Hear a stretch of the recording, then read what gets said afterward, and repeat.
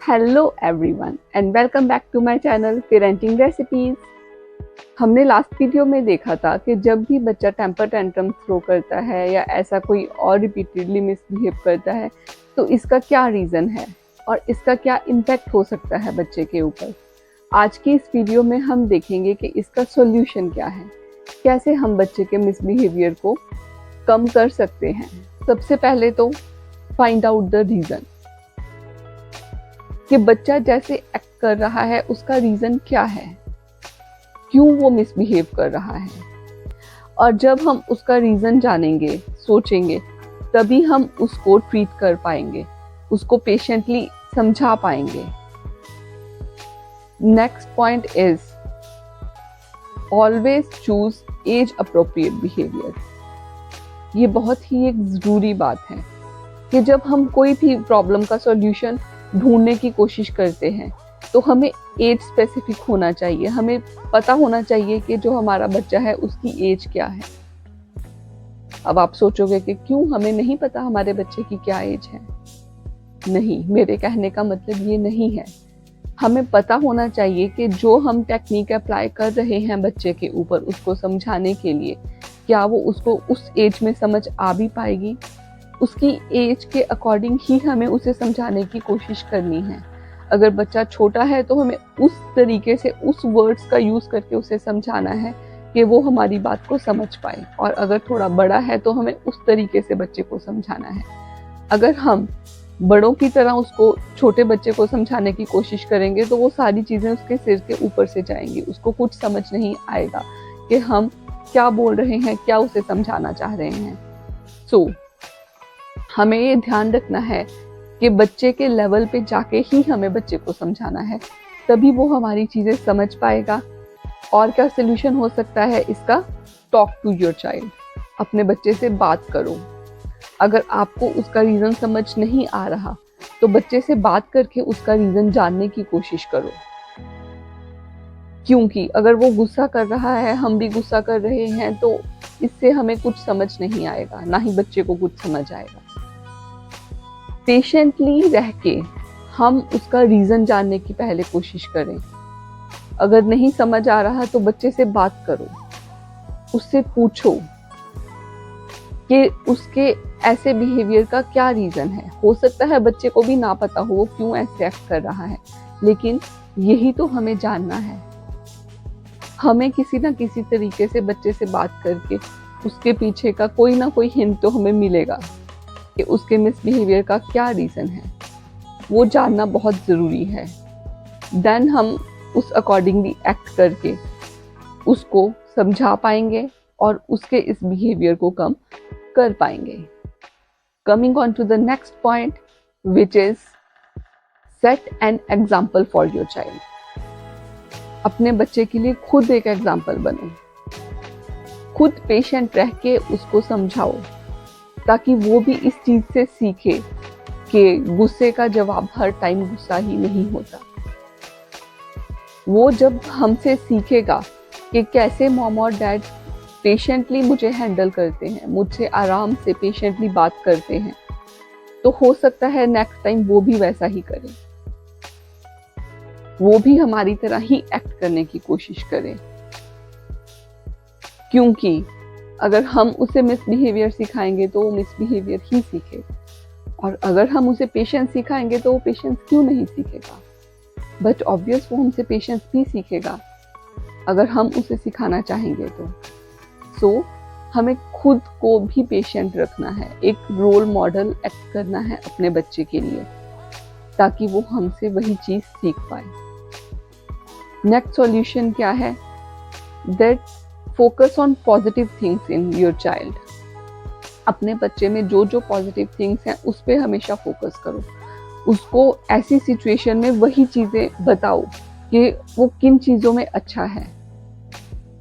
उसकी नेगेटिविटीज़ पे नहीं फोकस करो, क्योंकि एक तो ऑलरेडी बच्चा आपका नेगेटिव बिहेवियर में है और ऊपर से आप negativity most of the time अगर डिस्कस करते हो कि तू तो हमेशा यही करता है, तुम्हारा तो हमेशा यही का काम है, ये वो एंड सो ऑन। अगर हम उसको ऐसी सिचुएशन में उसकी नेगेटिव बातों के ऊपर फोकस करेंगे तो वो कभी पॉजिटिव सोच ही नहीं पाएगा। लेकिन अगर हम उसकी पॉजिटिव थिंग्स उस टाइम उसको रिमाइंड करवाएंगे कि वो किन किन चीज़ों में अच्छा है, उसने कब कब अच्छा एक्ट किया था, कब कब अच्छा बिहेव किया था, तो उसका माइंड जो है वो उस नेगेटिविटी से थोड़ा सा डाइवर्ट होके वो उस सिचुएशन में चला जाएगा, उसी को सोचने की कोशिश करेगा जो पॉजिटिव हम उसे याद करवा रहे हैं। वो भी उसी पॉजिटिव को सोचने की कोशिश करेगा और उसका ध्यान उस नेगेटिविटी से हट जाएगा और वो डाइवर्ट होके अपने इस बिहेवियर को धीरे धीरे कम कर देगा। Coming on to the next point which is boundaries for your child. अपने बच्चे के लिए एक हमेशा बाउंड्री सेट करो। किस चीज की बाउंड्री? नेगेटिव मिसबिहेवियर की बाउंड्री। क्योंकि हमने अक्सर देखा है जब बच्चे टेंट्रम्स थ्रो करते हैं तो क्या करते हैं, कई बार अपने टॉयज उठा के इधर उधर फेंकने शुरू कर देते हैं, या जो भी चीज उनके हाथ में हो वो उठा के फेंकनी शुरू कर देते हैं। कई बार खुद को हर्ट करना शुरू कर देते हैं, अपने सिर को जमीन पे पटकते हैं या ऐसा बिहेव करते हैं। तो एक बाउंड्री सेट करनी बहुत ही जरूरी है। उसको पेशेंटली इस चीज को समझाओ कि क्या चीज एक्सेप्टेबल है और क्या चीज नहीं एक्सेप्टेबल है। लाइक कुछ भी चीज उठा के फेंकना एक्सेप्टेबल नहीं है, खुद को हर्ट करना एक्सेप्टेबल नहीं है। और क्यों एक्सेप्टेबल नहीं है, ताकि बच्चा समझ पाए कि उसको ऐसा क्यों नहीं करना। आप उसको समझा सकते हो कि कोई भी चीज उठा के फेंकेगा तो वो किसी के लग सकती है, उससे किसी को चोट हो सकती है या वो खुद को हार्म कर सकता है। हमें ये बच्चे को समझाना है, एक बाउंड्री सेट करनी है। ठीक है, वो बच्चा है, होता है बच्चे कई बार शाउट करते हैं, चिल्लाते हैं, दैट्स ओके। उस चीज को हम कहीं ना कहीं फिर भी एक्सेप्ट कर लेंगे।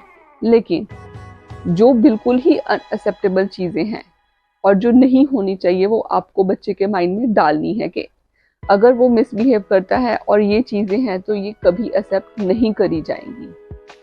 अगर वो जिद करता है तो कभी भी उसकी वो जिद उसी टाइम पूरी नहीं होगी। किसी चीज के लिए वो जिद करता है तो वो उसी टाइम उसको नहीं मिलेगी। ये एक बाउंड्री आपको सेट करनी है। हाँ, अगर वो पेशेंटली आपसे बात करता है, आराम से, आप एक एग्जाम्पल सेट कर सकते हो कि सेम चीज के लिए जब बच्चे ने आपसे जिद करी और वही चीज मांगी, आप उसको नहीं लेके दो। वो जैसे भी आप मैनेज करो, लेकिन उसी टाइम उस बच्चे को वो चीज नहीं मिलनी चाहिए।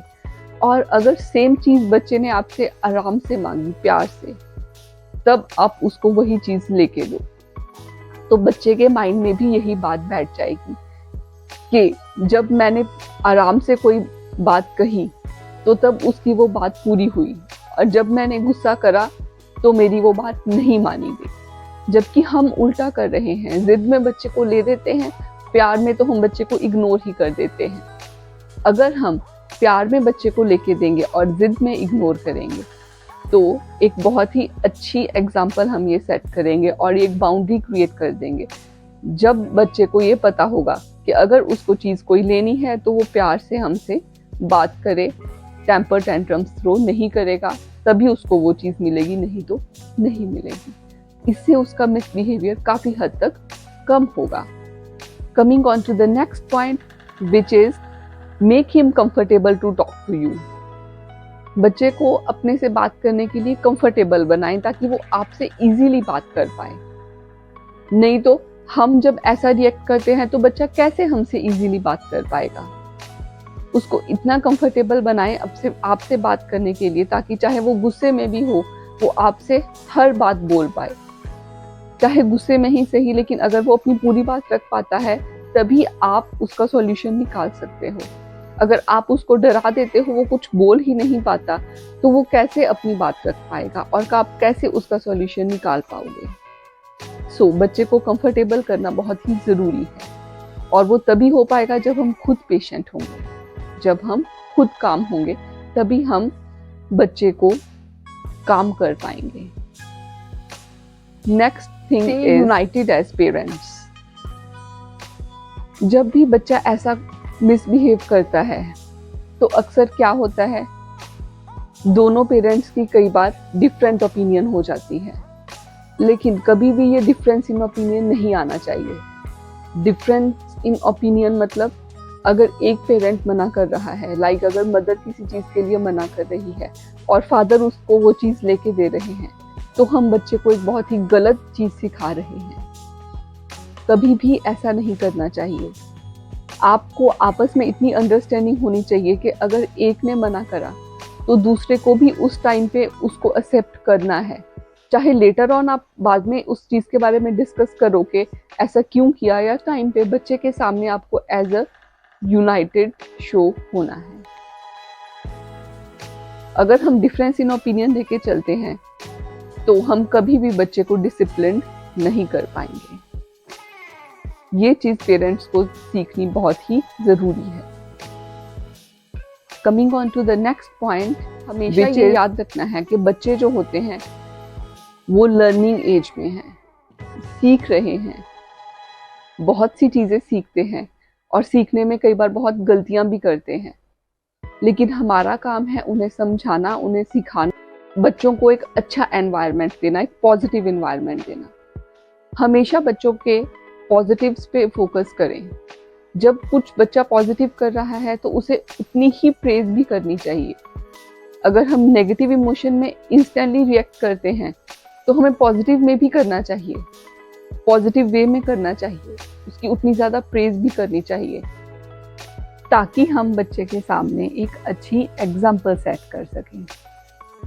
हम अक्सर देखते हैं कि जब कई बार क्या होता है कि हम बच्चे को प्यार से कुछ बात बोलते हैं, वो नहीं सुनता, फिर से उसको वही बात प्यार से रिपीट करते हैं, वो नहीं सुनता, 3-4 टाइम्स अगर हम रिपीट करें और फिर भी वो हमारी बात नहीं सुनता, तो हम एकदम से गुस्से में चिल्ला के बोलते हैं और वो हमारी बात सुन लेता है, क्योंकि हमने ही बच्चे की ये कंडीशनिंग करी है कि जब तक गुस्से में कोई बात नहीं बोली जाए तब तक नहीं सुनना। जबकि हमें शुरू से ही उसे ये हैबिट डालनी है कि जब पेशेंटली बात सुनी जाए तो तभी उसको सुनना है, रादर देन इस चीज़ की वेट करनी है कि कब गुस्सा हो और कब गुस्से में वो हमारी बात सुने। तो ये सब छोटी छोटी चीज़ें हैं, लेकिन अगर इन पे हम ध्यान नहीं देते तो इन द लॉन्ग रन हमें ही उसकी कंसिक्वेंसेस फेस करनी पड़ती हैं। सो इस वीडियो में हमने कुछ ऐसे पॉइंट्स डिस्कस करे जिनको ध्यान में रखते हुए हम बच्चे के टेम्पर टेंट्रम्स को, रिपीटेड मिसबिहेवियर को बहुत इजीली कम कर सकते हैं। देखिए, हर चीज़ में टाइम लगता है, इट टेक्स टाइम, लेकिन अगर हम थोड़ा वर्क करेंगे इस चीज़ के ऊपर और डे बाय डे अपने बिहेवियर में चेंज लाने की कोशिश करेंगे तो it is not impossible, it is very easy, in fact very much easy. बस हमें थोड़ा अपने पे वर्क करने की ज़रूरत है। जो अपना एक हमने कंफर्ट लेवल बना रखा है उससे बाहर निकल के कुछ एक्स्ट्रा एफर्ट करने पड़ेंगे तो हम इजीली अपने बच्चे को कंट्रोल कर पाएंगे।